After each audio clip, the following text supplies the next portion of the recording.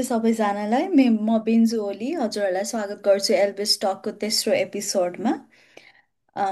आजको यस सेसनको विषय छ समयले बिर्सेको कुरा फेरि सम्झिँदै recalling the stories forgotten in time. Session सुरु गर्नुभन्दा अगाडि चाहिँ म तपाईँहरूको सामु मेरो व्यक्तिगत एउटा कथा सुनाउन चाहन्छु।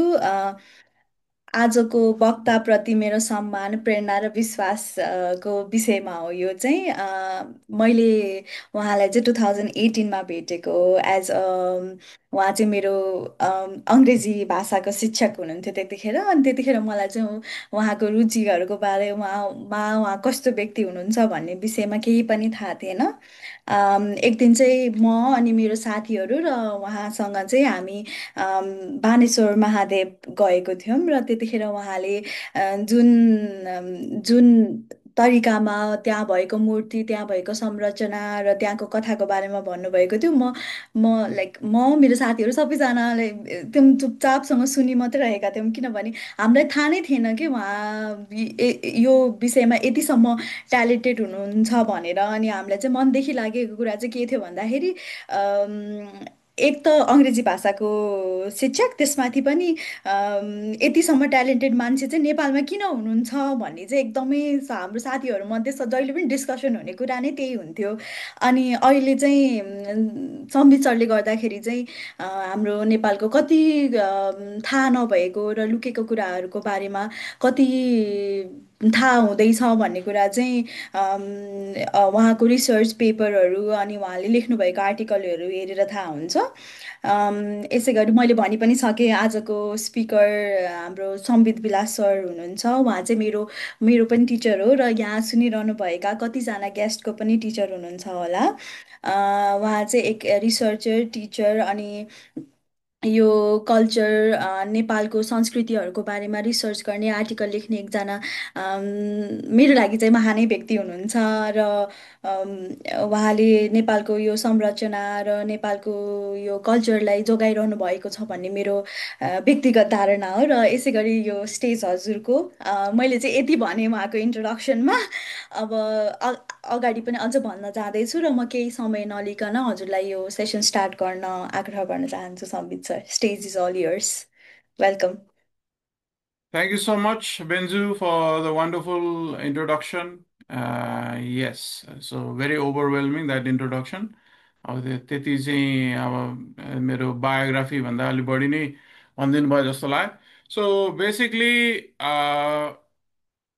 today's session is about our cultural heritage र हाम्रो कल्चरल हेरिटेजमा पनि कस्तो छ भन्दाखेरि युनेस्को वर्ल्ड हेरिटेज साइट अथवा चाहिँ अफिसियल साइट बाहेक पनि नेपालमा चाहिँ धेरै हेरिटेजहरू छन्, कतिपय फर्गटन हेरिटेजेसहरू छन्. सो आजको सेसनमा चाहिँ हाम्रो मेन फोकस चाहिँ के हुन्छ भन्दाखेरि towards those heritage that has been forgotten or are in danger of being vanished. So यस्तो खालको हेरिटेजको बारेमा चाहिँ हामी चाहिँ कुरा गर्छौँ. सो अब कल्चरल हेरिटेजको बारेमा कुरा गर्दाखेरि चाहिँ basically they can be classified into two types.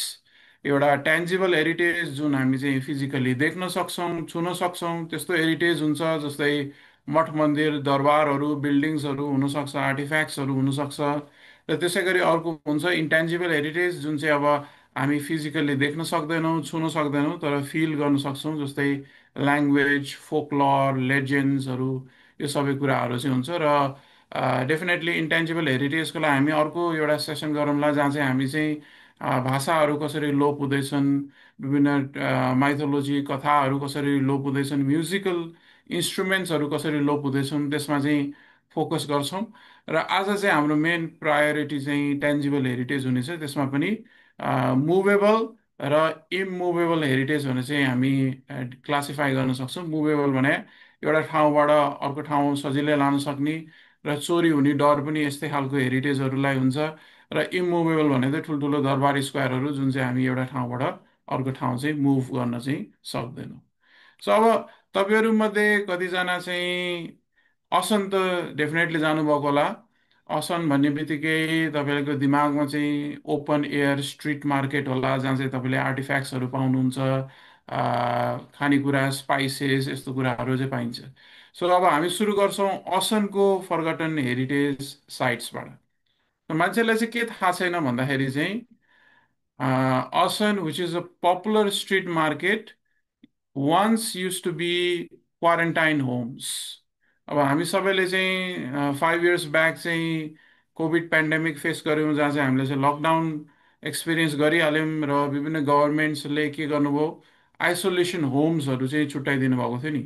So similarly यो असनमा चाहिँ के थियो भन्दाखेरि 13th सेन्चुरीदेखि 19th सेन्चुरीसम्म चाहिँ मल्ल एरामा चाहिँ के भयो भन्दाखेरि चाहिँ आइसोलेसन होम्सहरू चाहिँ बनाइयो अथवा क्वारेन्टाइन होम्सहरू बनायो। अब नेपाली ट्राभलर्सहरू, नेपाली मर्चेन्ट्सहरू यहाँबाट चाहिँ लासा जानुहुन्थ्यो, इन्डिया जानुहुन्थ्यो। सो त्यहाँ गएपछि अब काठमाडौँ फर्किसकेपछि अब विभिन्न रोगहरू लिएर पनि आउनुहुन्थ्यो होला।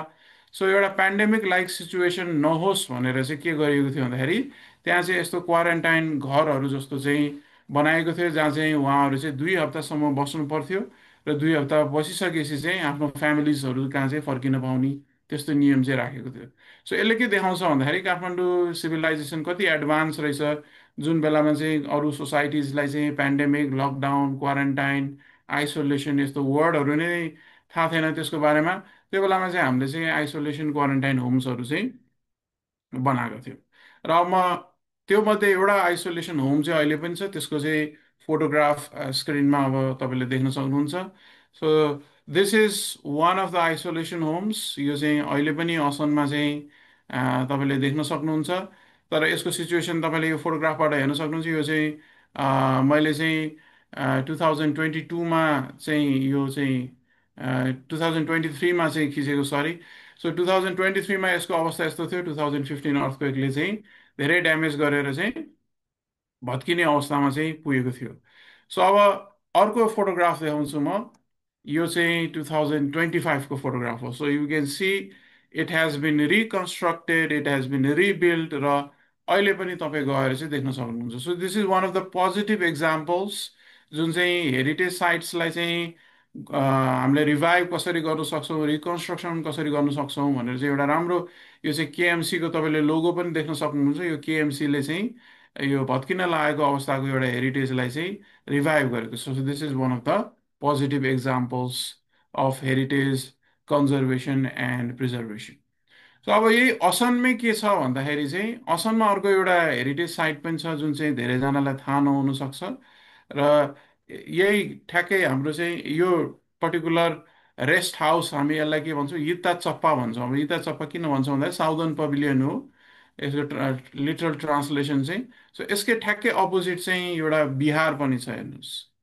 एउटा बिहार छ, त्यसलाई चाहिँ अशोक वृक्ष विहार भनेर चाहिँ भनिन्छ। र यो अशोक वृक्ष विहार चाहिँ असनमा चाहिँ पर्छ।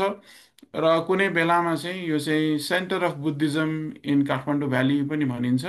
यो बुद्धिज्म चाहिँ एकदम पहिला चाहिँ फलो प्र्याक्टिस हुँदाखेरि चाहिँ यहाँ चाहिँ अब नेपालभरिबाट मङ्क्सहरू आउने, नन्सहरू आउने, विदेशबाट पनि आउने, सो त्यस्तो खालको चाहिँ एउटा चाहिँ बिहार हो यो अशोक वृक्ष विहार भनेर। र यो बिहार धेरैजनालाई थाहा छैन। यसको यो बिहारभित्र चाहिँ के छ भन्दाखेरि 500 वर्ष पुरानो चाहिँ एउटा चाहिँ अमिताभ बुद्धको चाहिँ स्ट्याचु छ। सो अब हामीलाई पढाइन्छ के भन्दाखेरि सिद्धार्थ गौतम अथवा गौतम बुद्धको बारेमा मात्रै पढाइन्छ, त्यो बाहेक पनि हाम्रो धेरै बुद्धहरू छन्। त्योमध्ये एक चाहिँ अमिताभ बुद्ध हो। जसरी चाहिँ शाक्य मुनिले चाहिँ आफ्नो दरबार त्यागेर चाहिँ बुद्धिज्म अथवा चाहिँ ट्रुथ सिक गर्नलाई चाहिँ बाहिर जानुभयो, मेडिटेट गर्नुभयो। त्यसरी नै अमिताभ बुद्धले पनि अमिताभ बुद्ध चाहिँ राजा हुनुहुन्थ्यो र उहाँले चाहिँ आफ्नो गद्दी छोडेर चाहिँ मेडिटेसन गर्नुभयो, बुद्धिज्मको पाथमा हिँड्नुभयो। सो यस्तो एउटा 500 वर्ष पुरानो मूर्ति भएको चाहिँ एउटा बिहार छ, जुन चाहिँ धेरैजनालाई चाहिँ थाहा छैन। सो अनफर्चुनेटली यहाँको लोकल मान्छेहरूले चाहिँ के भन्नुभएको छ भन्दाखेरि यो बिहारलाई चाहिँ भत्काएर चाहिँ सपिङ मल बनाउनलाई चाहिँ एग्रिमेन्ट भएको छ भनेर चाहिँ भन्नुभएको छ। यो जुन बेलामा 2023मा मैले यहाँ स्टडी गर्दाखेरि चाहिँ त्यही कुरा भन्नुभएको थियो। र अहिले म फेरि जाँदाखेरि 2025मा फेरि गएँ म, र त्यहाँ कुरा गर्दाखेरि चाहिँ अहिले तत्कालको लागि चाहिँ पोस्टपोन भएको छ भनेर चाहिँ भन्नुभयो। सो अब धेरै प्रेसर पुगिसकेपछि चाहिँ यो चाहिँ अहिले पोस्टपोन भएको रहेछ। र मैले यहाँ धेरै हेरिटेज वाकहरू पनि गरेको छु, विद्यार्थीहरूलाई पनि लगेको छु। त्यो बेलामा चाहिँ लोकल्सहरूले चाहिँ ग्रिभेन्सेस गर्नुहुन्छ, यो गुठीले नै बेचेको हो यो भनेर चाहिँ भन्नुहुन्छ। सो यो यसरी चाहिँ लोप हुन पनि सक्छ। यसलाई चाहिँ हामीले अहिलेलाई पोस्टपोन भएको छ। यो प्लान सधैँको लागि क्यान्सल होस् र यसलाई चाहिँ रेनोभेट गरेर अलिक प्रचार गर्न सक्यो भने चाहिँ एउटा प्रपर टुरिस्ट डेस्टिनेसन पनि यो चाहिँ हुनसक्छ। सो अब असनमै यही बिहारबाट चाहिँ केही मिटर पर असनबाट चाहिँ इन्द्रचोक जाने बाटोमा चाहिँ एउटा एकदम इम्पोर्टेन्ट हेरिटेज साइट छ। सो त्यो चाहिँ के छ भन्दाखेरि पल्टन घर भनेर चाहिँ त्यसलाई चाहिँ भनिन्छ। र अब यो फोटोग्राफमा तपाईँले हेर्दाखेरि धेरैजनाको चाहिँ अब यहाँ चटपटेमा पनि ध्यान जान सक्छ, चटपटे बेचिरहेछ त्यहाँ, भाँडाकुँडाहरू तपाईँले देख्न सक्नुहुन्छ। तर त्यो बिल्डिङमा झ्यालहरू पनि एकदम प्रोमिनेन्ट तरिकाले चाहिँ हामी चाहिँ हेर्न सक्छौँ। र यो घर चाहिँ किन इम्पोर्टेन्ट छ भन्दाखेरि यो चाहिँ नेपालकै first private house to have glass windows भनेर चाहिँ भनिन्छ। नेपालकै पहिलो प्राइभेट घर हो जहाँ चाहिँ सिसाको झ्यालहरू राखियो। पहिला त अब नेपाली झ्यालहरू भनेको वुडन विन्डोजहरू मात्रै हुन्थ्यो, ग्लासको प्रयोग हुँदैन थियो। ग्लासको प्रयोग नभएको बेलामा चाहिँ यो एकदम अनौठो घर थियो, जहाँ चाहिँ मुगल एरा को स्टाइल को चाहिँ विन्डोजहरू चाहिँ त्यहाँ राखिएको छन्। र यसलाई चाहिँ किन पल्टन घर भन्दो रहेछ भन्दाखेरि चाहिँ अब यो फोटो नेक्स्ट फोटोग्राफमा तपाईँले देख्न सक्नुहुन्छ, यो झ्यालको चाहिँ तलपट्टि चाहिँ इन्ग्रेभिङ्सहरू छन्। त्यो इन्ग्रेभिङ्समा चाहिँ ससाना इन्ग्रेभिङ्समा चाहिँ सबैजना यो सेनाको आर्मी पर्सनलहरूको इन्ग्रेभिङ्स हामीले देख्न सक्छौँ। कसैले हात हतियार बोकेको छ, कसैले चाहिँ म्युजिकल इन्स्ट्रुमेन्ट्सहरू बोकेको छ, र एउटा मान्छे चाहिँ घोडामा चढेको पनि। यस्तो खालको चाहिँ 72वटा चाहिँ सानो खालको इन्ग्रेभिङ्सहरू छन्। सो त्यही भएर यो घरको नाम चाहिँ पल्टन घर भएको रहेछ, यो आर्मी पर्सनल भएको भएर। र यो कसको पल्टन घर भन्दाखेरि चाहिँ पृथ्वीनारायण शाहले चाहिँ गोर्खाबाट चाहिँ काठमाडौँ भ्यालीमा चाहिँ इन्भेड गर्नुभयो। इन्भेड गरिसकेपछि अब कान्तिपुर, ललितपुर र भक्तपुरमा विजय प्राप्त गर्नुभयो। त्यो बेलामा उहाँको चाहिँ कमान्डर इन चिफ चाहिँ अभिमान सिंह बस्नेत हुनुहुँदो रहेछ। र अभिमान सिंह बस्नेतले चाहिँ आफू र आफ्नो पल्टन बस्नलाई चाहिँ यो घर चाहिँ बनाउनु भएको रहेछ। त्यही भएर यो घरलाई चाहिँ पल्टन घर भनेर चाहिँ भनिएको रहेछ। र पृथ्वीनारायण शाहले जुन दिव्य उपदेश भनेर बनाउनु भएको थियो त्यसको पनि ओरिजिनल म्यानुस्क्रिप्ट यही घरमा चाहिँ पत्ता लागेको थियो। सो यस्तो हिस्टोरिकल एउटा बिल्डिङ छ जुन चाहिँ म्युजियममा कन्भर्ट गर्नुपर्ने थियो। नेपाल आर्मीको हिस्ट्री पनि जोडियो यसमा, त्यसै गरी नेपालकै हिस्ट्री पनि जोडियो। तर यो चाहिँ अहिले प्राइभेट प्रपर्टी छ। यो चाहिँ एकदम विशाल थियो। यो चाहिँ अगाडिको बैठकको एउटा भाग मात्रै हामीले चाहिँ यहाँ देख्न सकेका छौँ। तर पहिला चाहिँ विभिन्न कोर्टयार्ड्सहरू, म्यासिभ कोर्टयार्ड्सहरू रहेछन् यो बिल्डिङमा, जहाँ चाहिँ रणबहादुर शाह ले चाहिँ रेस्लिङ म्याचेस हेर्थे अरे। So you can imagine how big this building use to be.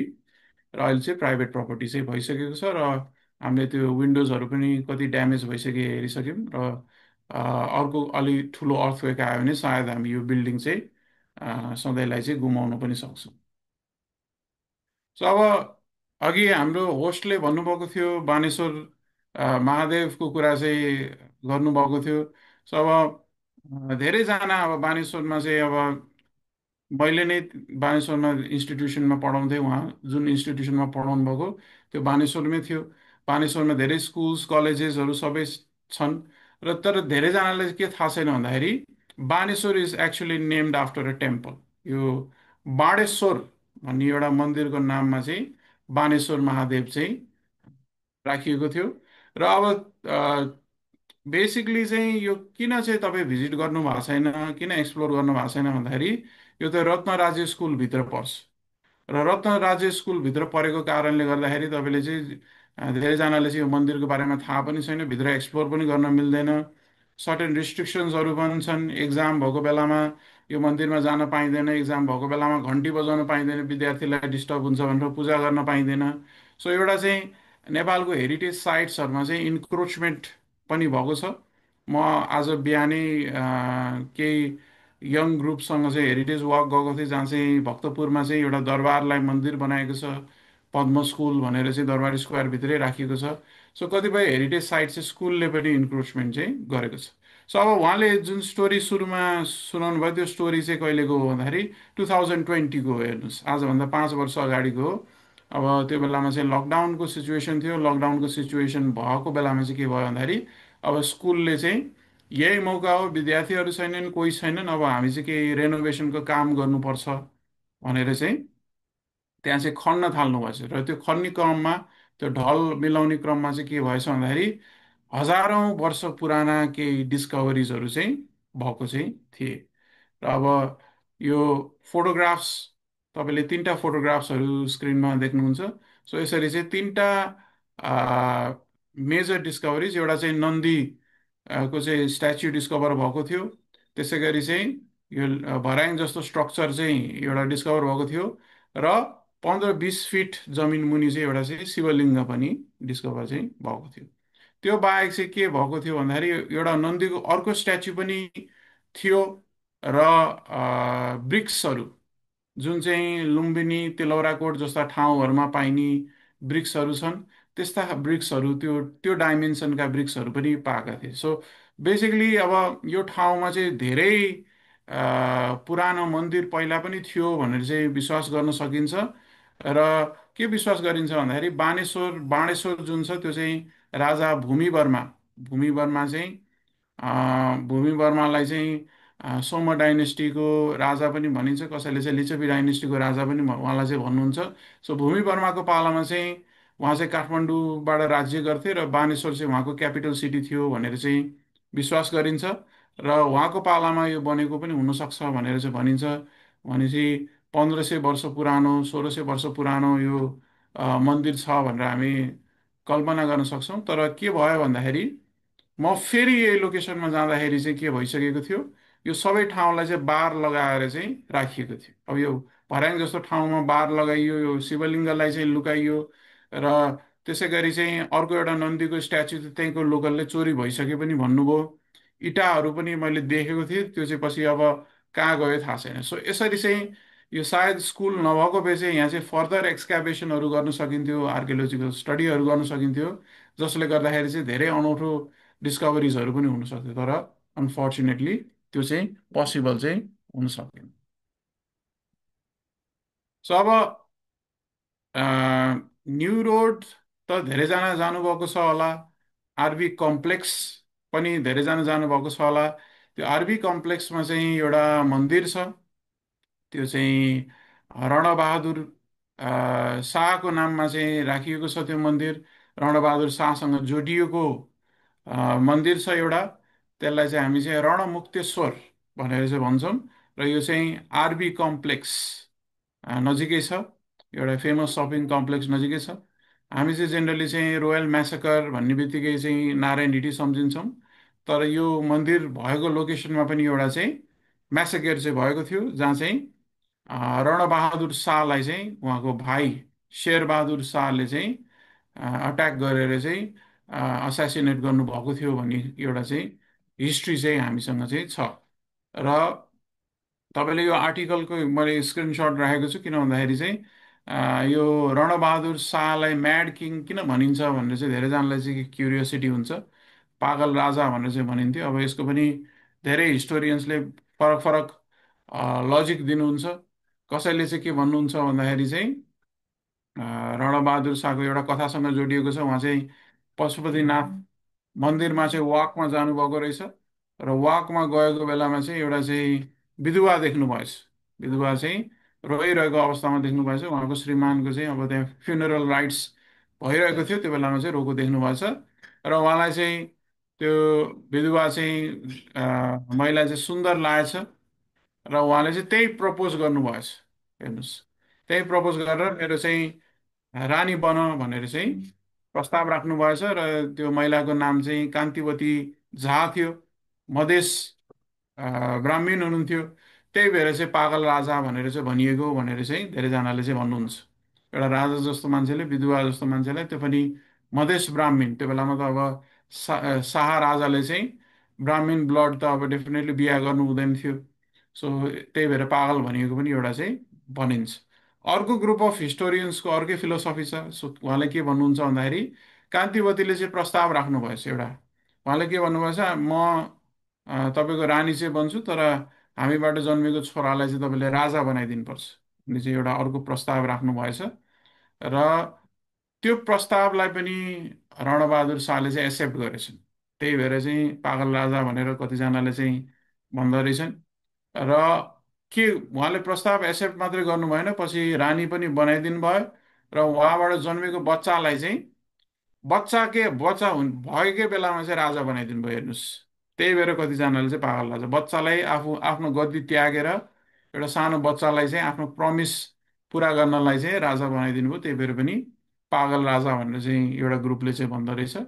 तर चाहिँ रियल फ्याक्ट चाहिँ के रहेछ भन्दाखेरि चाहिँ एउटा कोभिड पेन्डेमिकको अघि कुरा गरेँ हामीले। सो पहिला चाहिँ नेपालमा यो एरामा चाहिँ के थियो भन्दाखेरि स्मल पक्स को चाहिँ पेन्डेमिक चलिरहेको थियो। सो स्मल पक्सको त्यो बेलामा भ्याक्सिन्सहरू पनि त्यस्तो विधि आइसकेको थिएन। र आए पनि ट्रस्ट इस्युजले गर्दाखेरि चाहिँ शाह राजाहरूले नलगाउने त्यस्तो चलन थियो, अथवा रानीहरूले नलगाउने चलन थियो।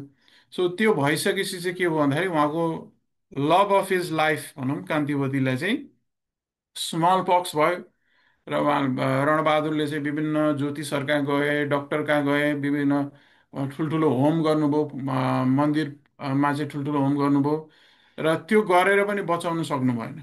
र त्यसपछि चाहिँ के भयो भने उहाँ वास्तवमै मेन्टली चाहिँ अनस्टेबल हुनुभयो। उहाँले चाहिँ सबै त्यो पण्डित पुजारीलाई चाहिँ जेलमा हालिदिनु भयो। सबै पूजा जुन जुन ठाउँमा पूजा गर्नुभएको थियो त्यो मन्दिर भत्काइदिनु भयो। र आफू चाहिँ सन्यासी भएर चाहिँ बनारस जानुभयो। त्यही भएर चाहिँ उहाँलाई पागल राजा भनिएको भनेर चाहिँ भनिन्छ। र त्यसपछिको कथा चाहिँ ठ्याक्कै यही मन्दिरमा चाहिँ अन्त्य हुन्छ, अथवा चाहिँ जोडिन्छ। के हुन्छ भन्दाखेरि चाहिँ रणबहादुर शाहको एब्सेन्समा चाहिँ उहाँको भाइ शेरबहादुर शाहले चाहिँ रोयल फन्डलाई मिसयुज गरेको, ब्रिटिससँग कुरा गरेको, आफू राजा हुनु खोजेको, यस्तो सबै कुरा सुनिसकेपछि रणबहादुर शाह चाहिँ म नेपाल फर्किनुपर्छ, फेरि राजा हुनुपर्छ भनेर चाहिँ भाइसँग चाहिँ एउटा मिटिङ राखेका थिए। यो चाहिँ प्रधान घर भन्ने एउटा चाहिँ मिटिङ हाउस थियो, त्यहाँ आउनुभयो। र त्यहाँ चाहिँ अब दाजुभाइ बिच भनाभन भएर चाहिँ शेरबहादुरले चाहिँ मारिदिनु भएको भन्ने चाहिँ इतिहास छ। सो यस्तो एउटा इम्पोर्टेन्स बोकेको एउटा मन्दिर छ। र यो पछि रणबहादुरलाई मारिसकेपछि उहाँको आत्माले शान्ति पाओस् भनेर चाहिँ प्रधानमन्त्री भीमसेन थापाले चाहिँ यो मन्दिर बनाइदिनु भयो। र एउटा नेपालको म्यासकेयर पनि गर्नुभयो, भण्डारखाल पर्व भनेर चाहिँ जुन हामी पढ्छौँ। भीमसेन थापाले चाहिँ रणबहादुर शाहलाई मार्ने चाहिँ एउटा षड्यन्त्र भएको थियो भनेर चाहिँ 90+ मान्छेहरूलाई चाहिँ असासिनेट गरिदिनु भयो। सो त्यस्तो हिस्टोरिकल लोकेसन छ। तर तपाईँले यो फोटोग्राफ पुरानो हो, तर अहिले जानुभयो भने अहिले पनि यसको चाहिँ रेनोभेसन चाहिँ कम्प्लिट भएको छैन। भूकम्प गएको 2015मा, अहिले 2025 भइसक्यो। 10 वर्षमा पनि यसको चाहिँ रेनोभेसन कम्प्लिट भएको छैन। र यसको बारेमा चाहिँ बसन्तपुर नजिकै हुँदाहुँदै पनि धेरै टुरिस्टहरू चाहिँ यो एरियामा चाहिँ जानु हुँदैन। सो अब बाग बजार त डेफिनेटली धेरैजना चाहिँ जानुभएको होला। बाग बजार त अब एउटा बस स्टप पनि हो, त्यहाँ धेरै रत्न पार्क नजिकै पनि छ। सो धेरैजना जानुभएको होला। सो बाग बजार एउटा नर्मल ठाउँ चाहिँ होइन, यो पनि एउटा हिस्टोरिकल लोकेसन हो। अब जामे मस्जिद त डेफिनेटली तपाईँ नगए पनि बाहिरबाट चाहिँ देख्नुभएको होला धेरैजनाले। जामे मस्जिदको बाहिर चाहिँ एउटा चाहिँ टुम छ। र यो चाहिँ जस्ट एनी वानको टुम होइन, यो चाहिँ अवध भन्ने राज्यको चाहिँ महारानीको चाहिँ टुम हो यो। अब तपाईँलाई थाहा छँदैछ ब्रिटिस इस्ट इन्डियाले चाहिँ इन्डियामा भएका विभिन्न राज्यहरूलाई चाहिँ जित्दै आफ्नो चाहिँ एम्पायर ठुलो बनाइरहेको बेलामा चाहिँ एउटा अवध भन्ने राज्य थियो। त्यो अवध भन्ने राज्यको महारानीले चाहिँ ब्रिटिससँग चाहिँ एकदम ब्रेभली चाहिँ लड्नु भएको थियो, फियरलेसली लड्नु भएको थियो। र पछि चाहिँ अब हार चाहिँ निश्चित भइसक्यो भनिसकेपछि चाहिँ उहाँ चाहिँ काठमाडौँ चाहिँ असाइलम लिनलाई चाहिँ आउनुभएको। त्यो बेलामा चाहिँ काठमाडौँको प्राइम मिनिस्टर चाहिँ जङ्गबहादुर राणा हुनुहुन्थ्यो। र उहाँले चाहिँ बेगमलाई चाहिँ बस्नलाई चाहिँ एउटा सानो दरबार पनि बनाइदिनु भयो, जुन चाहिँ अब हाम्रो चाहिँ मेटर्निटी हस्पिटल छ थापाथलीमा, त्यो चाहिँ उहाँको दरबार थियो पहिला। र उहाँले चाहिँ आफ्नो लाइफ यहीँ बिताउनु भएको, उहाँको छोराको अ, विवाह पनि यहीँ भएको हो। सो यस्तो इतिहास बोकेको छ। र त्यो महारानीको टुम चाहिँ कहाँ थियो भन्दाखेरि चाहिँ जामे मस्जिदको ठ्याक्कै बाहिर अहिले पनि तपाईँले चाहिँ देख्न सक्नुहुन्छ। र मलाई चाहिँ यो महारानीको कथा चाहिँ कुन बेलाबाट थाहा भयो भन्दाखेरि चाहिँ जुन बेला चाहिँ म इन्डियामा चाहिँ एउटा लाल किल्ला भन्ने दरबार छ, रेड फोर्ट छ, त्यो रेड फोर्टमा चाहिँ एउटा म्युजियम छ, म्युजियममा चाहिँ यो बेगमको चाहिँ एउटा ठुलो पेन्टिङ वालमा चाहिँ छ र उहाँको बारेमा लेखिएको पनि छ। त्यसमा चाहिँ मैले के देखेँ भन्दाखेरि धेरैजना चाहिँ इन्डियन टुरिस्टहरू चाहिँ फोटो खिच्ने त्यो पेन्टिङसँग त्यस्तो खालको रहेछ। अहिलेसम्म पनि उहाँको चाहिँ डिसेन्डेन्ट्सहरूले चाहिँ रोयल पेन्सन लिनुहुन्छ इन्डियामा, because they are so proud of their heritage. तर अब त्यस्तो फेमस लोकेसनमा अब हामीले एटलिस्ट इन्डियाको विभिन्न टुरिस्टहरूलाई चाहिँ अट्र्याक्ट गर्न सक्थ्यो, तर यहाँ फोटोग्राफमा तपाईँले देख्न सक्नुहुन्छ त्यो टुम्बको हालत देख्न सक्नुहुन्छ। पाइपबाट पानी तानिरहेछ मान्छेले, त्यो ग्रेभबाट चाहिँ फोटोमा क्लियरली देखिन्छ। र त्यो पेन्टिङ जुन मैले चाहिँ रेड फोर्टमा देखेँ, यो स्क्रिनमा तपाईँले देख्न सक्नुहुन्छ। बेगम हजरत महल उहाँको चाहिँ नाम हो। बेगम हजरत महललाई चाहिँ धेरैजनाले मोनालिसाको पेन्टिङ जस्तो देखिन्छ पनि भन्नुहुन्छ। र कतिले चाहिँ जङ्गबहादुर राणाले चाहिँ उहाँको चाहिँ ब्युटी देखेर चाहिँ उहाँलाई चाहिँ असाइलम दिनुभएको भन्ने पनि एउटा चाहिँ विश्वास चाहिँ गरिन्छ। सो अब अर्को एउटा इन्ट्रेस्टिङ ठाउँ छ जसको बारेमा धेरैजनालाई थाहा छैन, त्यो चाहिँ हाँडी गाउँ हो।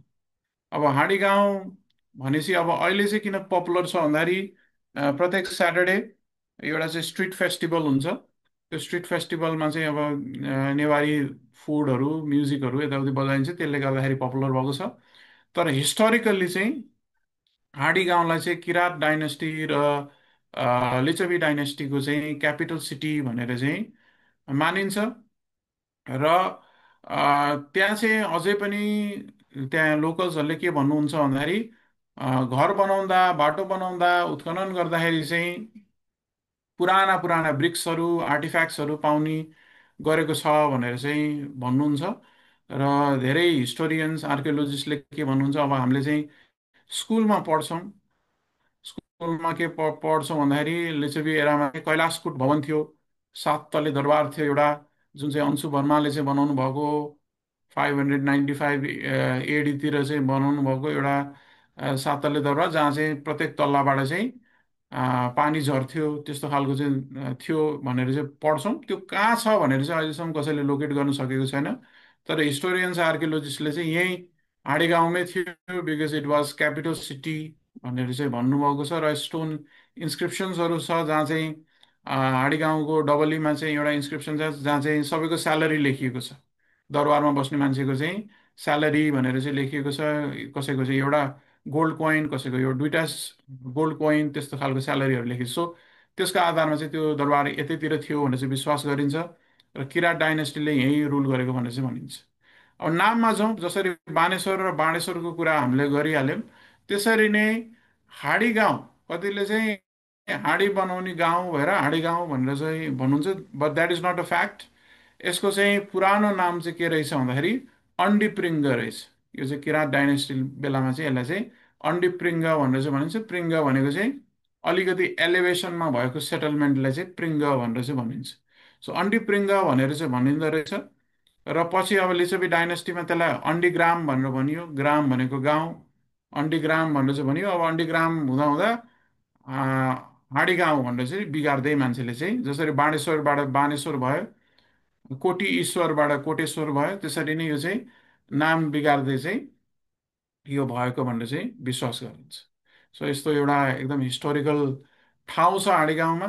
र यो किन इम्पोर्टेन्ट छ भन्दाखेरि यहाँ चाहिँ विष्णुको सबैभन्दा पुरानो डेटेड स्ट्याच्यु पनि हाँडी गाउँमै छ। एउटा सत्यनारायणको स्ट्याच्यु चाहिँ सेकेन्ड सेन्चुरीमै बनेको भनेर धेरैजनाले भन्नुहुन्छ। सो त्यति पुरानो एउटा स्ट्याच्यु छ सत्यनारायण मन्दिर। अब हामीले चाहिँ लिच्छवी राजाहरूले चाहिँ काठमाडौँको चार कोनामा चारवटा नारायण मन्दिर बनाउनु भएको भनेर चाहिँ हामीले सुनेकै छौँ।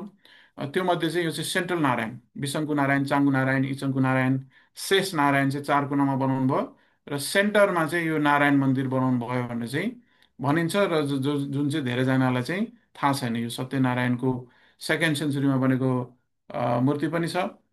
त्यसै गरी चाहिँ डेट हिसाबले चाहिँ सबैभन्दा पुरानो ढुङ्गेधारा पनि यही हाँडी गाउँमा छ। यो 550 एडीमा बनेको चाहिँ मानदेवको पालामा चाहिँ बनेको ढुङ्गेधारा पनि हाँडी गाउँमा छ। र अब अहिले जो जो नेपालमा काठमाडौँमा बस्नुभएको छ उहाँलाई चाहिँ पानीको अभाव कति छ थाहा छ। र त्यसै गरी चाहिँ मेलम्चीको पानी चाहिँ 40 वर्ष पुरानो प्रोजेक्ट, अहिलेसम्म पनि पानी आउन सकेको छैन। तर यो चाहिँ वर्षौँदेखि वर्षौँदेखि चाहिँ 1400 वर्षभन्दा बढीदेखि चाहिँ यो हिटी सिस्टमबाट चाहिँ रेगुलर वाटर सप्लाई हुन्थ्यो। एउटा इन्जिनियरिङ मार्बल हो यो। र यस्तो खालको यो नेपालकै फर्स्ट हिटी डेटेड हिटी भएको ठाउँ पनि हाँडी गाउँ हो, जुन चाहिँ धेरैजनालाई चाहिँ यसको बारेमा चाहिँ थाहा छैन। So this is another location that very few people know about. अब त्यसै गरी अब अर्को छ सिनामङ्गल। अब सिनामङ्गल त अब धेरैजना चाहिँ जानुभएको होला।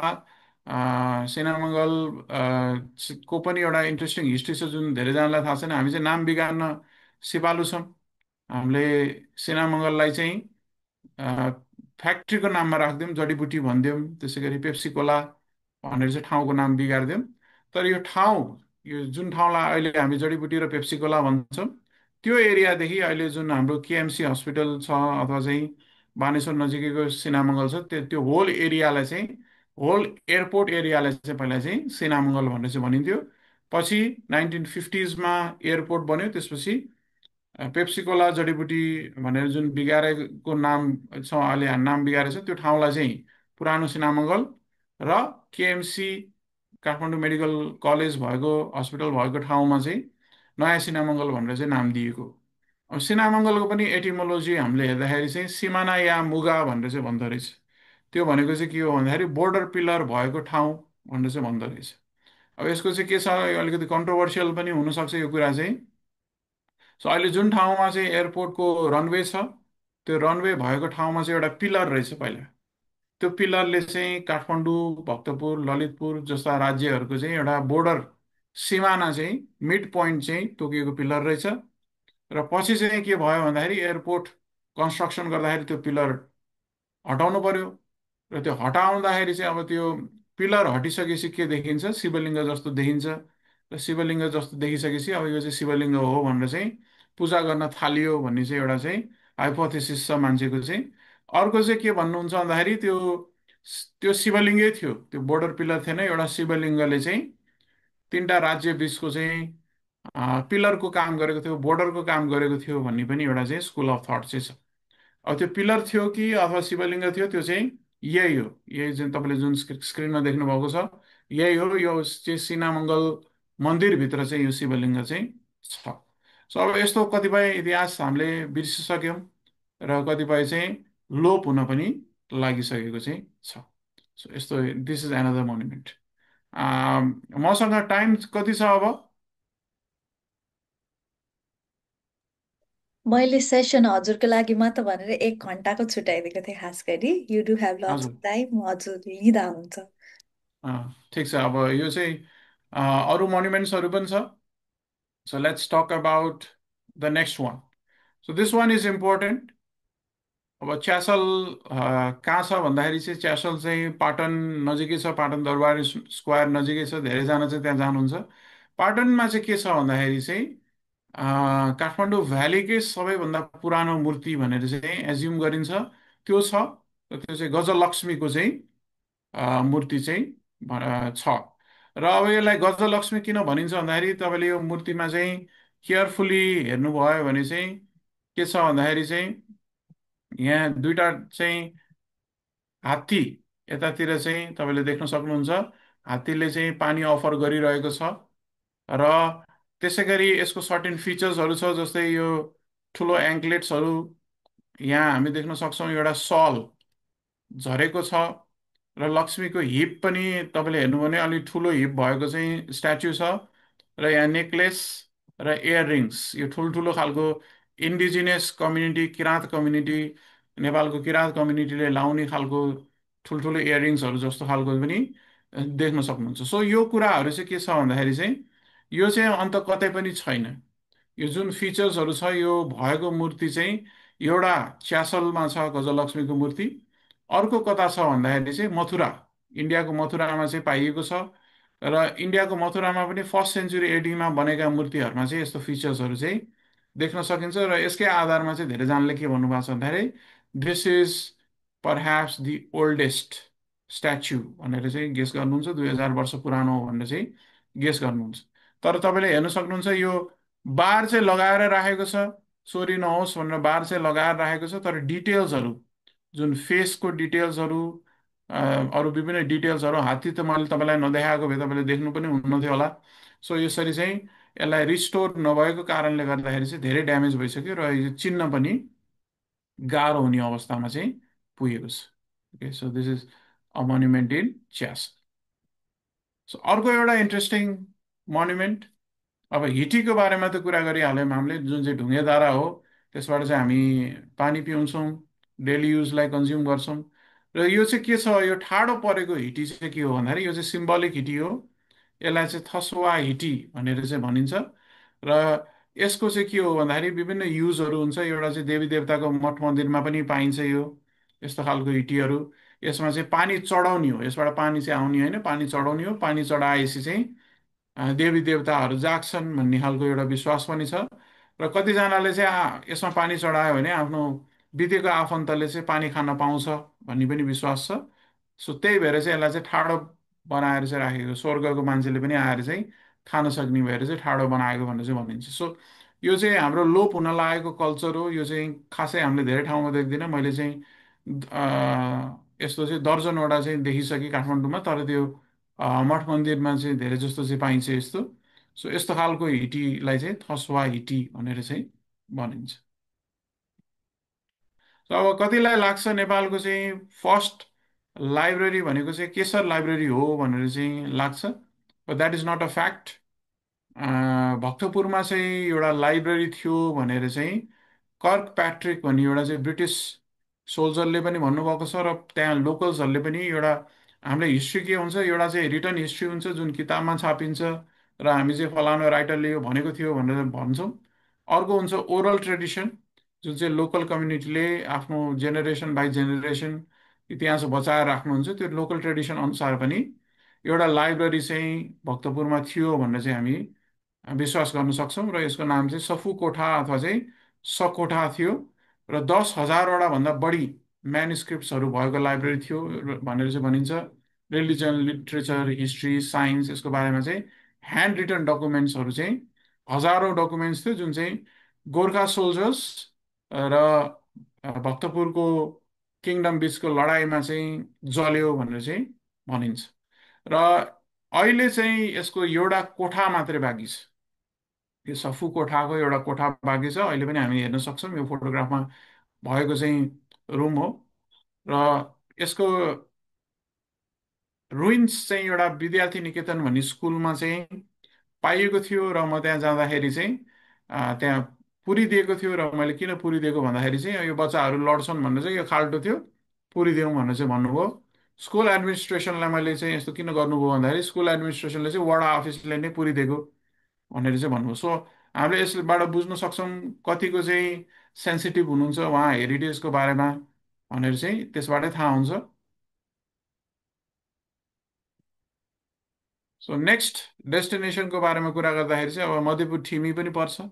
मधेपुर ठिमी अब धेरैजना चाहिँ दरबारी स्क्वायर भन्ने बित्तिकै बसन्तपुर, पाटन र चाहिँ भक्तपुर दरबार स्क्वायर भन्नुहुन्छ। एउटा दरबार भएको ठाउँ चाहिँ मधेपुर ठिमी पनि हो। एउटा धेरै इतिहास बोकेको छ यो ठाउँले चाहिँ। अब मध्यपुर ठिमी शब्दको कुरा गर्दाखेरि चाहिँ मध्य भनेको सेन्ट्रल भयो, पुर भनेको सिटी भयो। थिमी शब्द चाहिँ छेमी शब्दबाट आएको भनेर चाहिँ विश्वास गरिन्छ, जुन जसको मिनिङ चाहिँ केपेबल पिपल अथवा चाहिँ ब्रेभ पिपल भनेर चाहिँ भनिन्छ। र के विश्वास गरिन्छ भन्दाखेरि चाहिँ पहिला वारहरू हुँदाखेरि चाहिँ थिमीको मान्छेले चाहिँ भक्तपुर किङडमलाई चाहिँ डिफेन्ड गर्ने, त्यो कारणले चाहिँ भक्तपुरको राजाले चाहिँ छेमी भनेर टाइटल दिएको, पछि चाहिँ थिमी भयो भन्ने एउटा विश्वास पनि छ। र पुरानो स्टोन इन्स्क्रिप्सनमा चाहिँ यो ठाउँलाई चाहिँ थेमरिङ भनेर पनि भनिएको छ, जुन चाहिँ पशुपतिमा पाएको इन्स्क्रिप्सनले चाहिँ मानदेव पालाको इन्स्क्रिप्सनले चाहिँ त्यो भनेको छ। सो एटलिस्ट यसको चाहिँ 1400 1500 इयर्स पुरानो हिस्ट्री छ भनेर चाहिँ हामी हेर्न सक्छौँ। र एउटा दरबार छ, हेर्नुहोस् जसरी चाहिँ बाणेश्वर महादेव चाहिँ रत्नराज्य स्कुलभित्र थियो, यो दरबार पनि स्कुलभित्र पर्छ, त्यही भएर चाहिँ धेरैजनालाई थाहा नहुने रहेछ। र मैले चाहिँ मधुपुर ठिमीमा हेरिटेज वाक गर्दाखेरि मधुपुर ठिमीमै बस्ने मान्छेलाई पनि यसको बारेमा थाहा थिएन। किन भन्दाखेरि स्कुलभित्र दरबार छ, र दरबार एक्सप्लोर गर्न कि चाहिँ शनिबारको दिन जानु पर्यो, कि चाहिँ 5 बजे छुट्टी भएपछि मात्रै त्यो एक्सप्लोर गर्न मिल्यो। अरू बेलामा त स्कुलको बच्चाहरू उफ्रिरहेको हुन्छन्। सो इन्क्रोचमेन्ट, यो स्कुलको इन्क्रोचमेन्टले गर्दाखेरि चाहिँ धेरैजना चाहिँ यो ठाउँको बारेमा थाहा छैन। यो चाहिँ के विश्वास गरिन्छ, पहिला यो लोकेसनमा चाहिँ नरेन्द्र देवले चाहिँ आफ्नो छोराको लागि दरबार बनाइदिएको थियो, बलदेवको लागि भन्ने विश्वास पनि गरिन्छ। ठुल्ठुलो पर्खाल भएको एउटा बनाउनु भएको थियो भन्ने विश्वास छ। र त्यही ठाउँमा अहिले जुन फोटोग्राफमा देखिएको स्ट्रक्चर चाहिँ रणजित मल्ल, भक्तपुरको लास्ट राजाले चाहिँ आफ्नो रानीको लागि यो दरबार बनाइदिएको भन्ने चाहिँ विश्वास गरिन्छ। र कुनै पनि मल्ल किङडमको प्यालेसमा चाहिँ तलेजु भवानी चाहिँ जहिले पनि हामी देख्न सक्छौँ। सो यो चाहिँ तलेजु भवानीको मन्दिर पनि यहाँ चाहिँ स्ट्याब्लिस चाहिँ गरिएको छ। र पोजिटिभ कुरा चाहिँ के भन्दाखेरि चाहिँ अब त्यहाँको लोकल्सहरूसँग कुरा गर्दाखेरि चाहिँ अब स्कुल सार्ने कुरा छ, स्कुल सारेर चाहिँ यसलाई चाहिँ ओपन गर्ने कुरा छ भनेर चाहिँ भन्नुभएको थियो। तर म लास्ट हेरिटेज वाक गर्दासम्म त्यहाँ स्कुलै थियो।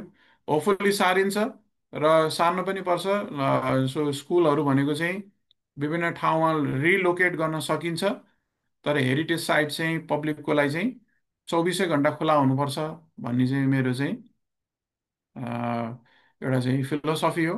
सो यसरी चाहिँ यो एउटा मोन्युमेन्ट पनि छ। So these are some of the interesting old monuments. So अब एन्ड गरौँ सेसन। अब I would like to take some questions. Doctor Elina सायद आउन सक्नु भएन होला। म डक्टर एलिनाको केही प्रश्नहरू चाहिँ मसँग थियो, उहाँले मलाई आज पठाउनु भएको थियो।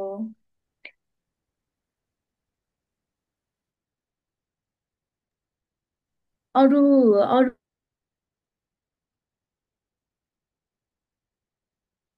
तपाईँको म्युटमा छ। ओके, डक्टर एलिनाले पठाउनु भएको छ आफ्नो केही प्रश्नहरू। अ सम्बित सर, नेपालका बिर्सिँदै गएका सम्पदाहरू खोज्ने तपाईँको प्रेरणा कहाँबाट सुरु भयो? So thank you for this question. अब सबैजनाको चाहिँ एउटा स्टोरी हुन्छ कि आफ्नो प्यासनमा चाहिँ कसरी लागेको भनेर। मेरो पनि छ।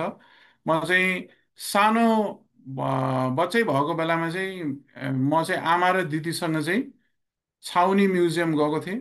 मेरो आमा र दिदीसँग चाहिँ नेसनल म्युजियम गएको थिएँ। र त्यो नेसनल म्युजियममा जाँदाखेरि चाहिँ अब मलाई चाहिँ एकदम गुज बम्प्स जस्तो फिलिङ आएको थियो। त्यो सबै हिस्टोरिकल आर्टिफ्याक्ट्सहरू, त्यो बेलामा तरबारहरू थियो, कोइन्सहरू थियो, पेन्टिङ्सहरू थियो। सो त्यही बेलाबाट चाहिँ मलाई चाहिँ इन्ट्रेस्ट लागेको हिस्ट्रीमा चाहिँ। र मेरो बुवाले पनि मलाई चाहिँ एकदम हिस्टोरिकल बुक्सहरू पढ्नलाई इन्करेज गर्ने र किताबहरू किनेर चाहिँ ल हिस्ट्रीको पढ भनेर चाहिँ पहिल्यैदेखि यो पढ्ने बानी पनि त्यही भएर चाहिँ बसेको हो। सो मलाई चाहिँ त्यो बेलादेखि नै सिन्स चाइल्डहुड नै मलाई चाहिँ हिस्टोरिकल कुराहरूमा चाहिँ इन्ट्रेस्ट आएको हो। उहाँले टोटल तिनवटा प्रश्नहरू सोध्नु भएको छ हजुरलाई। अर्को म दोस्रो प्रश्नमा अर्को स्योर। प्रश्न सोध्छु है त। तपाईँले अनुसन्धान र फिल्ड वर्कका क्रममा भेट्नुभएका सबैभन्दा मन छोएको तर धेरैले नबुझेको वा नदेखेको नेपालको कथाहरू के हो? त्यो त हजुरले अहिले भन्नु पनि भयो होला, तर अब यस। सो अब धेरै छ। अब म रिसेन्ट कुरा गर्छु, जुन मैले यो स्लाइडमा देखाएँ नि। म चाहिँ यो लास्ट मन्थ चाहिँ मुस्ताङ, अप्पर मुस्ताङ गएको थिएँ। र अप्पर मुस्ताङ जाँदाखेरि चाहिँ मैले चाहिँ के देखेँ भन्दाखेरि टुरिस्टको लाइन चाहिँ एकदम धेरै थियो। धेरैजना चाहिँ जानुभएको थियो, तर मोस्टली चाहिँ मैले के देखेँ, यङ्स्टर्सहरूमा चाहिँ के देखेँ भन्दाखेरि कोरला बोर्डरसम्म बाइकमा जाने र त्यहाँ बोर्डर पिलरमा चाहिँ झन्डा गाडेर चाहिँ फोटो खिच्ने। तर त्यसको चाहिँ त्यही नजिकै कोराला बोर्डर जाँदाखेरि लोमनथाङ पर्छ, जुन चाहिँ नेपालको फर्बिडन सिटी थियो 1992सम्म चाहिँ। कोही पनि त्यहाँ जान पाउँदैन थियो, टुरिस्टहरू जान पाउँदैन थियो, ट्रेकर्सहरू जान पाउँदैन थियो। त्यहाँ अहिले पनि हामी कहाँ डेमोक्रेसी त आइसक्यो, त्यहाँ अझै पनि मुस्ताङ्गे राजालाई चाहिँ मान्नुहुन्छ। र त्यहाँ वार्ल्ड सिटी छ, वार्ल्डबाट बाहिर चाहिँ पहिला सेटलमेन्ट नभएको सिटी हो। सो त्यस्तो खालको एरियामा चाहिँ खासै मान्छे चाहिँ नगएको देखेँ, तर मलाई चाहिँ एकदम अर्कै दुनियाँमा गएको जस्तो चाहिँ त्यो अनुभव भएको थियो। र त्यसमा चाहिँ म लेख्दै पनि छु, रिसर्च पनि गर्दैछु आर्टिकल त्यसको बारेमा चाहिँ। यस, सो द्याट अहिले ठ्याक्कै दिमागमा आएको चाहिँ त्यो कुरा हो, र बाँकी त तपाईँले यो स्लाइड्समै देखिसक्नुभयो। अर्को प्रश्न छ, आजको पुस्ताले आफ्नो संस्कृति र सम्पदासँग सम्बन्ध कसरी जोगाएर राख्न सक्छ? हामी जस्ता युवालाई तपाईँले दिन चाहने मुख्य सन्देश के हो? अब तपाईँले सुरुमा चाहिँ पोडकास्टमा भन्दाखेरि चाहिँ यस्तो विधि ट्यालेन्टेड मान्छे चाहिँ किन नेपालमा बसिरह भनेर चाहिँ भन्नुभयो। सो नेपालमै बस्नुपर्छ, हेर्नुहोस्, नेपालमै बस्नुपर्छ, नेपालमै केही गर्नुपर्छ। बाहिर पढे पनि, बाहिर जब गरे पनि अ, नेपाललाई चाहिँ माया गर्नुपर्छ, नेपालमा घुम्न आउनुपर्छ, नेपालको हेरिटेजहरूलाई प्रमोट गर्नुपर्छ। र यो छ पनि, अब यो म आज भर्खर पनि आज बिहान हेरिटेज वाकमा चाहिँ ट्वेन्टिज मा भएको स्टुडेन्टहरूसँग गएको थिएँ। कति चाहिँ अब बुवा आमाले छोराछोरी लिएर आउनुभएको थियो त्यो वाकमा। सो कति धेरै यङ पनि हुनुहुन्थ्यो। सो उहाँलाई चाहिँ इन्ट्रेस्ट चाहिँ छ। हाम्रो चाहिँ अब के गरिन्छ भन्दाखेरि कोर्स करिकुलमलाई चाहिँ कसरी इन्ट्रेस्टिङ बनाउन सकिन्छ भन्ने कुराहरू चाहिँ हो। अब हाम्रो कथाहरू, हेरिटेज साइट्सहरू कुनै पनि देशभन्दा कम छैन। मुस्ताङमै मैले देख्दाखेरि पनि कति वर्ल्ड हेरिटेज साइट पोटेन्सियल भएका धेरै ठाउँहरू छन्, अझै अनएक्सप्लोर्ड छन्। सो अब यस, डेफिनेटली यो हेरिटेज वाकहरू जस्तो जुन इन्करेज गर्नुपर्छ, त्यो गरिसकेपछि चाहिँ मान्छेलाई थाहा हुन्छ हाम्रो पनि कति मोन्युमेन्ट्सहरू चाहिँ छन् भनेर चाहिँ, यस्तो कुराहरू चाहिँ थाहा हुन्छ। हजुरहरूमध्ये हजुरहरूसँग केही प्रश्न सम्बित सरको लागि छ भने आएर हजुरले अनम्युट गरेर सोद्धा पनि हुन्छ, र हजुरले च्याट बक्समा राख्दै पनि हुन्छ। म उहाँलाई यो म प्रश्न सोध्न सक्छु। अनि मेरो एउटा व्यक्तिगत मलाई लागेको चाहिँ, अब हजुरले देशलाई माया गर्नुपर्छ भनेर भन्नुभयो। हुन त हामी त विदेशिएका मान्छेहरू हौँ होइन। अब मलाई चाहिँ अब देशलाई माया गर्नुपर्छ भनेर सबैले भने, अब तिमीलाई देशको माया लाग्छ भन्दा मलाई देशको माया लाग्छ भन्ने, तर माया देखाउने एउटा कुनै एउटा हुनुपर्छ जस्तो लाग्छ। अब यसरी हजुरले जसरी यो यो इतिहासको बारेमा हामीलाई कति कुराहरू त थाहा पनि थिएन। मलाई फर्स्ट लाइब्रेरीमा पनि केशर मल्यो भने त्यसरी सोचिरहेको थिएँ होइन। त्यसरी अब लोप हुँदै गएका कुराहरू पनि हजुरले भन्नुभयो। अब हाम्रो नेपाल कति एडभान्स थियो पहिला, लाइक हुन्छ नि, अब हजुरलाई त लाग्छ नि त, अब अहिले भन्दा पनि पहिलाको म्यानेजमेन्ट अझ राम्रो थियो भने त्यसरी लाग्छ। मलाई चाहिँ यसरी अब देशलाई मायै गर्ने हो भने चाहिँ यसै गरी अब लेखिएका आर्टिकलहरू अथवा लोप हुँदै गइरहेका कुराहरूको बारेमा कुरा उठाइराख्दाखेरि चाहिँ राम्रो हुन्छ जस्तो लाग्छ। अझ हामी जस्तो यङ्स्टर्सहरूले चाहिँ, अब मैले आज हजुरको यो सेसन सुनेपछि अझ मलाई म किनभने म मेडिकल ब्याकग्राउन्डबाट हो, मलाई कति कुराहरू थाहा छैन। अब त्यही सोसल स्टडिज स्कुलमा हुँदा पढियो, त्यसपछि त आफ्नो व्यस्तता अथवा केले भनौँ, अब त्यो कुराहरू त रिसर्च गरिँदैन नि त। अब हजुरले अब लोप हुँदै गइरहेको छ भनेपछि त हाम्रो कति कुराहरूलाई हेलचेक्राइ गरिरहेको रहेछ नि त नेपाल गभर्मेन्टले पनि। अब भनौँ न, गभर्मेन्ट नै त भन्नु पर्ला नि होइन। अब यस्तो कुराहरू चाहिँ हामी यङ्स्टरहरूले अब त्यस्तो अस्ति त्यत्रो प्रोटेस्ट पनि गऱ्यौँ। अब साइलेन्ट प्रोटेस्टको वेमा जसरी अब आर्टिकलहरू सेयर गरेर हुन्छ कि हजुरको बारेमा, अथवा हजुरलाई अझ अझ राम्रो प्लेटफर्मले यसरी बोल्न बोलाएर हुन्छ कि, त्यसरी पनि माया देखाउन मिल्छ जस्तो लाग्छ है मलाई चाहिँ। अब आफ्नो कारणवश सबैजना विदेशिनु त परिरहेको छ होइन। अब नेपालमा कति अब हामीलाई आफ्नो फेसिलिटीहरू पाएनौँ, के पाएनौँ, अथवा पढेर पनि नेपाल फर्किन सक्छौँ जस्तो लाग्छ। यो चाहिँ मेरो आफ्नो कुरा है, अब आफूलाई लागेको कुरा। यसै गरी अरूलाई पनि छ होला। अब हजुरलाई पनि केही भन्न मन छ भने भन्दा हुन्छ यसो। यस, अब हाम्रो अ, जो गेस्टहरू हुन्छ, अरू युजर्सहरूबाट क्वेसन्स लिउँ अब, भिजिटर्सहरूबाट। Would like to know about Panauti लायकु इन ब्रिफ भन्नुभएको छ प्रमिलाजीले। Alright, thank you so much. यो राम्रो क्वेसन सोध्नुभयो प्रमिलाजीले चाहिँ। मैले चाहिँ पनौतीको चाहिँ लायकको चाहिँ एक्सप्लोर पनि गरेको छु। त्यो भर्खरै उत्खनन भएको बेलामा चाहिँ म गएको पनि थिएँ त्यो एरियामा चाहिँ। सो त्यो चाहिँ के छ भन्दाखेरि अहिले चाहिँ राम्ररी चाहिँ त्यसलाई चाहिँ खासै जोगाउन पनि सकेको छैन, रिभाइभ पनि गर्न सकेको छैन। त्यसमा चाहिँ अब म लास्ट भिजिट गरेको बेलादेखि अहिलेसम्म पनि त्यो फोटोजहरू हेर्दाखेरि खासै चेन्जेस आएको छैन। त्यो चाहिँ उत्खनन गर्दै जाँदाखेरि चाहिँ त्यहाँ तलेजु मन्दिर थियो भनेर चाहिँ भनिन्छ। तर एक्सक्याभेसन आर्कियोलोजिकल स्टडिजहरू चाहिँ त्यहाँ नपुगेको हो।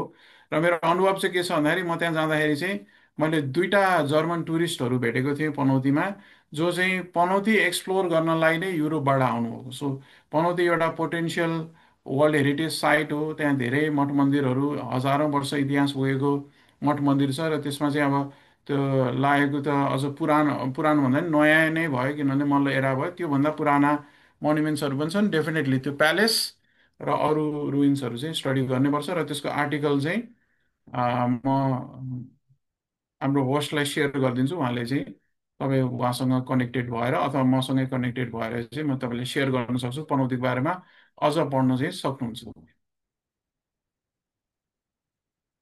यसै गरी हजुरहरूलाई अरू पनि प्रश्नहरू छ भने च्याट बक्समा राखिदिन सक्नुहुन्छ, म सम्बित सरलाई राखिदिन सक्छु। च्याट प्रमिला बक्समा पनि आफैले सोध्न पनि मिल्छ नि है उहाँले? आफैलाई अनम्युट गरेर सोध्दा पनि मिल्छ। यस, अनम्युट गरेर सोद्धा हुन्छ। उम्,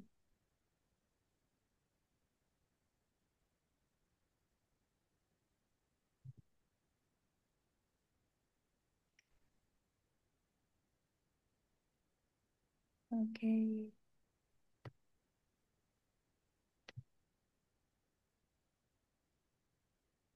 छ एनी फर्दर क्वेसन्स? जस्तो छैन। अब हजुरको लाइक अब हजुरको यो आर्टिकल्सहरू पढ्नको लागि चाहिँ कसरी लाइक कसैले अब खोज्नु पर्यो भने हजुरलाई कसरी भेट्न सकिन्छ सम्बित सर? यस, अब धेरै जस्तो आर्टिकल त अब गुगलमै सर्च गऱ्यो भने पनि देखिन्छ। तर तपाईँलाई चाहिँ सोसियल मिडिया चलाउनुहुन्छ भने चाहिँ इन्स्टाग्राम मा चाहिँ म सबै आर्टिकलको लिङ्कहरू चाहिँ राखिरहेको हुन्छु, मेरो मैले लेखेको आर्टिकल्सहरू। सो इन्स्टाग्राममा गएर चाहिँ तपाईँले त्यो आर्टिकल्सहरू पढ्न सक्नुहुन्छ। हामीले हजुरको नाम टाइप गरेर सम्बित विलास यस, पन्त मेरो भनेर फुल नेम नै छ सम्बित विलास पन्त छ। हजुर। तपाईँले फलो गर्नुभयो भने त्यहाँ चाहिँ आर्टिकल्सहरू, भिडियोजहरू, फोटोजहरू सबै यस्तै खालको चाहिँ हिस्टोरिकल कुराहरू चाहिँ देख्न सक्नुहुन्छ। र आर्टिकलको लिङ्कहरू पनि सबै त्यहीँ छ। र मेसेज गर्न पनि सक्नुहुन्छ। मेसेज गरेर चाहिँ म तपाईँलाई चाहिँ पठाइदिन सक्छु लिङ्कहरू। लाइक अब आगामी दिनमा हजुरलाई अझै पनि अरू केही कुराहरू यो प्लेटफर्मबाट राख्न मन त अवश्य पनि होला, र त्यही अनाउन्स गर्न चाहन्छु कि हजुरले कुनै अरू टपिकहरूमा बोल्न चाहनुहुन्छ भने अहिले लाइक भन्दा हुन्छ, लाइक अनाउन्स गर्दा हुन्छ। यस, डेफिनेटली। अब हामी फ्युचरमा पनि यस्तै खालको कुरा गर्न सक्छौँ। अब आजको हाम्रो सेसन चाहिँ कम्प्लिटली काठमाडौँ भ्यालीमै सीमित थियो। त्यो बाहेक पनि अब मैले चाहिँ काठमाडौँ बियोन्ड पनि एक्सप्लोर गरेको छु। अब टाइम लिमिटेसन यताउति गर्दाखेरि चाहिँ मैले काठमाडौँ भ्यालीभित्रको मोनुमेन्ट्सहरू मात्रै पनि, काठमाडौँ भ्यालीभित्र बाहिरका मोनुमेन्ट्सहरूको बारेमा पनि हामी चाहिँ डिस्कस गर्न सक्छौँ इन द फ्युचर। ओके। हामीले चाहिँ यो प्लेटफर्मबाट यो हाम्रो भर्खरै खोलेको प्लेटफर्म हो, र मैले चाहिँ यो प्लेटफर्ममा हाम्रो लाइक कसैलाई अवेरनेसहरू दिन मन छ, लाइक हजुरले यसरी भन्नुभएका कुराहरू दिन मन छ भने इट्स नट लाइक हामीले अरू नै लाइक फेमस मान्छेहरू नै बोलाउने अथवा त्यस्तो होइन। हामी चाहिँ लाइक अब त्यस्तरी भन्नु खोजेको होइन, तर लाइक इन्फर्मेसन छ कसैसँग र यो सोसाइटीलाई यो सबैलाई भन्न चाहनुहुन्छ भने our platform is always open. Last time सुभाषीजी पनि आउनुभएको थियो, उहाँ पनि हजुरकै स्टुडेन्ट हुनुहुन्थ्यो। उहाँले पनि एकदम राम्रो कुराहरू बोलेर जानुभएको छ यो प्लेटफर्मबाट।